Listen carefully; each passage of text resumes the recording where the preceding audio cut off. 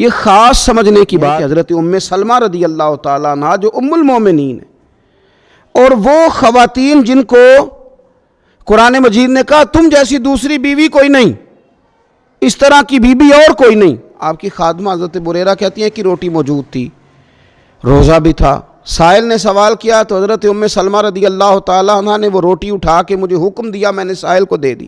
افطار ہم نے کھجور پانی سے ہی کیا، گویا رب کریم نے آزمائش کی اس وقت تک جب تک افطار نہیں ہوا، کھجور پانی سے روزہ کھولا۔ لیکن فرماتی ہیں بعد میں پھر اللہ تبارک و تعالیٰ نے فضل کیا تو ایک بھنے ہوئے گوشت اور روٹیاں کسی صحابی نے بھیجی۔ فرماتی ہیں جب وہ آئیں مجھے بھی کھانے کو دی، خود بھی انہوں نے کھائیں، اور جب ہم کھا رہے تھے تو پھر ام المومنین میری تربیت فرما رہی تھی، کہہ رہی تھی بریرہ یہ تو وہ ہے جو اجر تمہیں اللہ نے دنیا میں دے دیا، ابھی قیامت کا اجر باقی ہے۔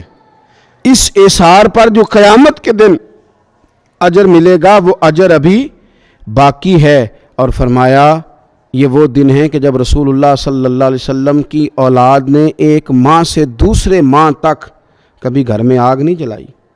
حضرت ام سلمہ فرمانے لگی ہم نے تو وہ منظر بھی دیکھا ہے کہ پورا مہینہ گزر گیا اور گھر میں آگ نہیں جلی۔